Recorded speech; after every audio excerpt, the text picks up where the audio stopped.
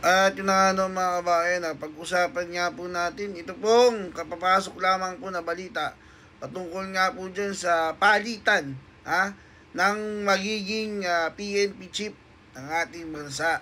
Mantakin mo mga kabayan, ayon po sa ulat na ito, medyo kabado na daw po. Kabado na daw po itong si PNP General Diwata, mga kabayan. Mantakin mo kasi mga kabayan, na matunog ang pangalan ni General Nartates na papalit po dito kay Marbil, mga kabayan.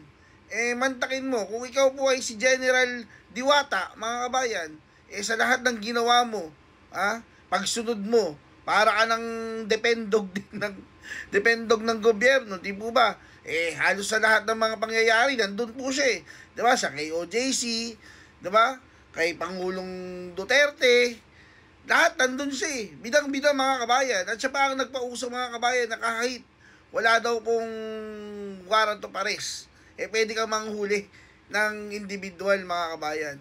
Lahat po ginawa niya para lang po mapakita ang kanyang pagsunod dito kay Junior. Pero tinabagay, hindi po siya mapipili bilang bagong chief PNP dahil matunog nga po yung pangalan ni General Nartates.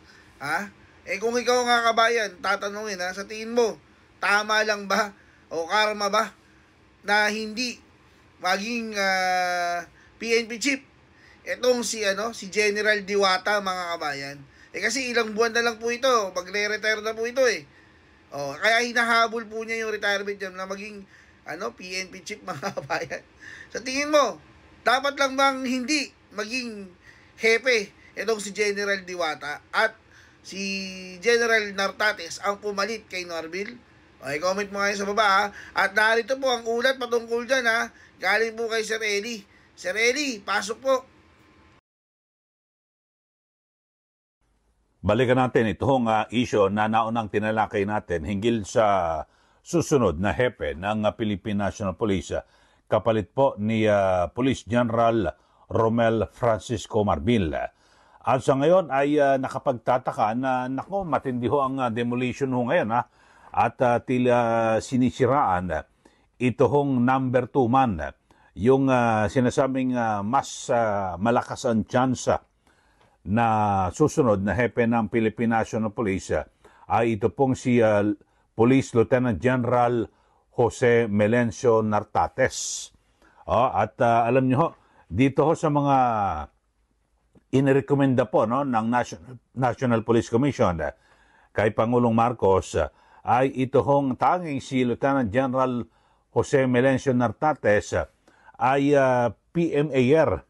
Siya po ay nagtapos sa Philippine Military Academy 1992. So ibig sabihin, mga kababayan, ay ito na po ang huli sana na magiging hepe ng Philippine National Police na nagtapos o nag-graduate ng PMA, Philippine Military Academy. Kasi wala na ho, dahil ang mga susunod na ho na talagang manunungkulan sa Philippine National Police ay mga nagtapos na po ng Philippine National Police Academy.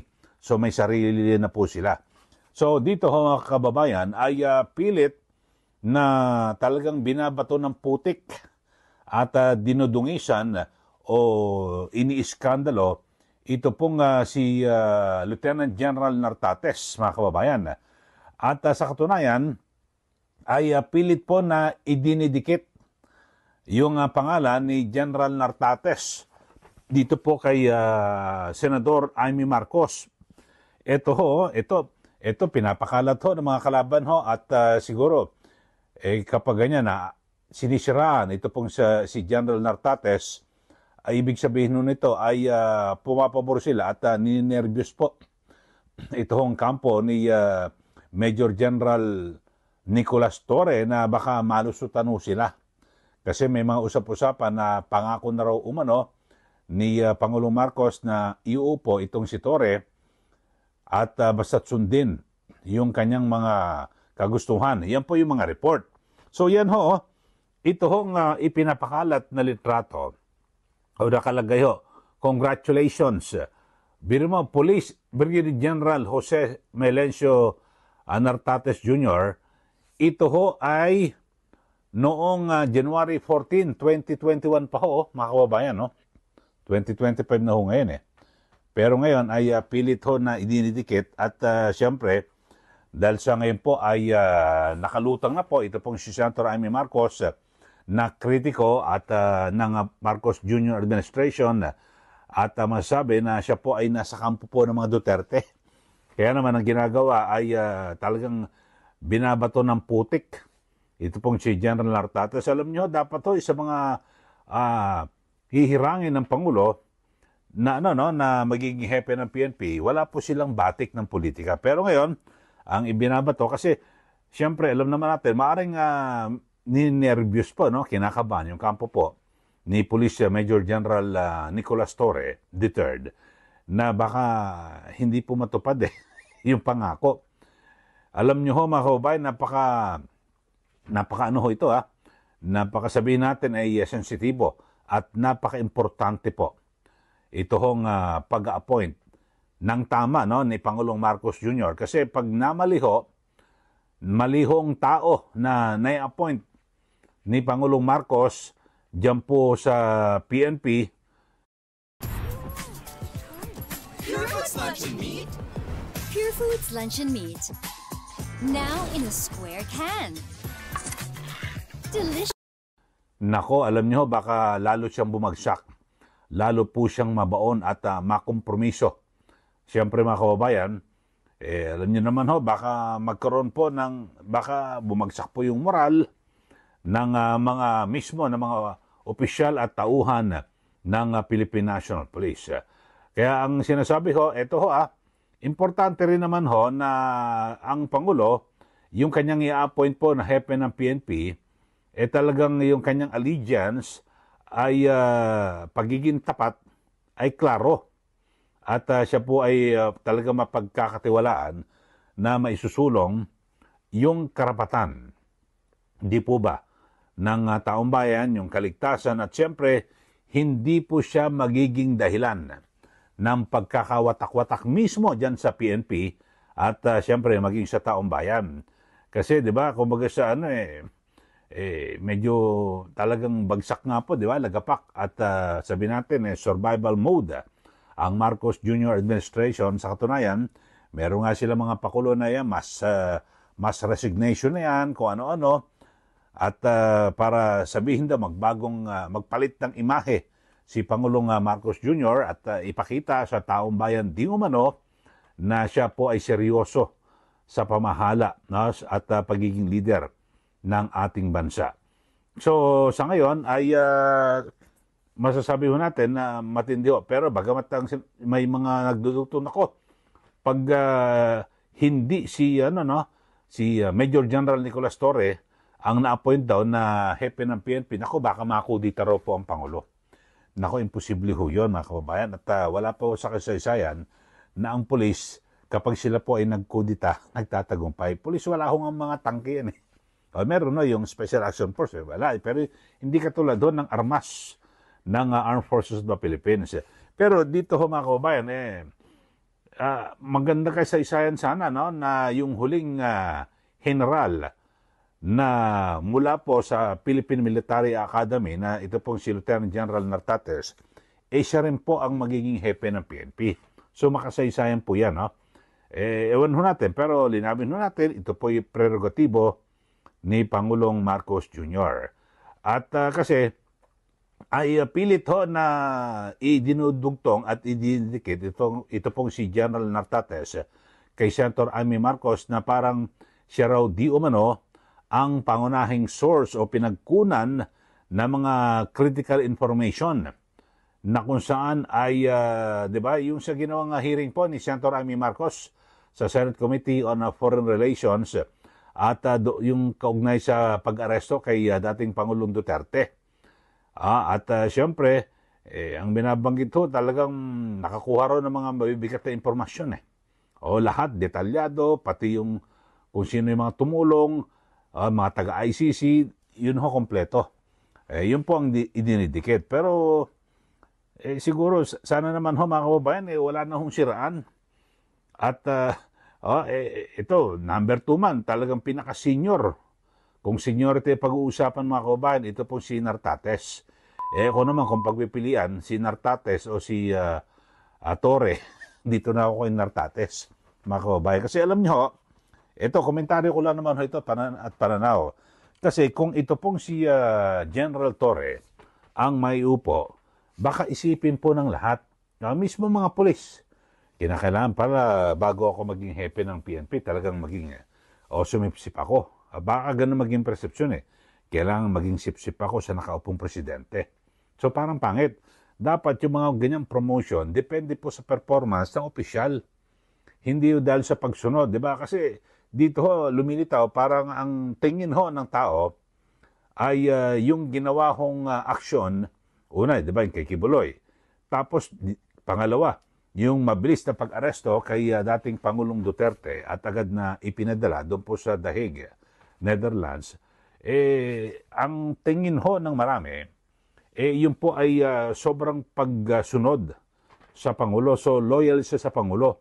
Ang sinasabi dapat, hindi, huwag ka sa Pangulo, institusyon yan. Dapat loyal ka sa sambayan ng Pilipino. So, ganun po ang sinasabi. Alam nyo baka kung ang Pangulo, di ba, kung kukuha ka ng hepe ng bagong hepe ng PNP na ipupokpok mo sa ulo mo, i-appoint po si General Torre. Yun lang naman, no? Kasi meron ng humbahid ang dami 4 ang kandidato na isinumite ng National Police Commission para pagpilian ni Pangulong Marcos.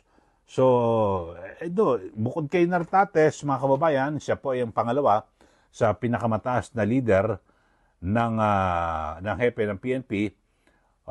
Number 2 siya. Tapos, sumunod dyan sila Lieutenant General Alan Ocubo, Major General Nicolas Torre nga, at NCRPO Chief General Anthony Aberin.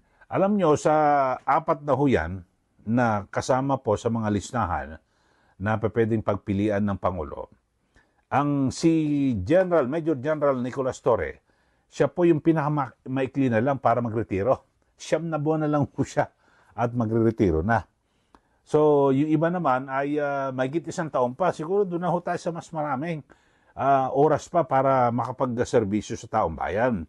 9 months na lang Tapos, alam mo, gastos na naman yan sa gobyerno. Parami tayo ng hepe ng PNP. 9 months na lang mga kababayan Yung kanyang ipagsisilbi, ano magagawa niya sa PNP? Reforma. Ano po ba? So, baka imbis na reforma, baka ewan ko lang ito pananaw ko lang naman, baka mas makasama pa sa imahe ng PNP na, nako, inapoint kasi ano yan ang perception tuta kasi yan ni Marcos So, lahat ng sinabi, lahat ng inutos, ginawa.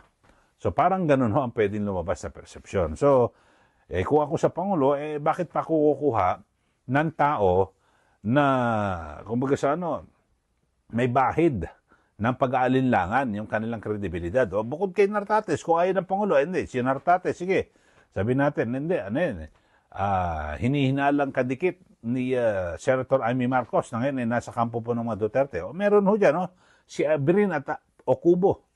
Yun pwede pagpilian ng Pangulo. Ako naman, tayo, nag-observe lang naman tayo, mga kababayan, at nais lang po natin, talagang mapabuti ang taong bayan. Yan mga 4 na huyan na mga rekomendado para pagpilian ng Pangulo, hindi ko po sila kilalang personal. Ni minsan nga ako, hindi ko pa nakita yan ng personal nakamayan, kung ano man, wala po. Ako lang, pinagbabasihan ko lang po yung kanilang mga credentials.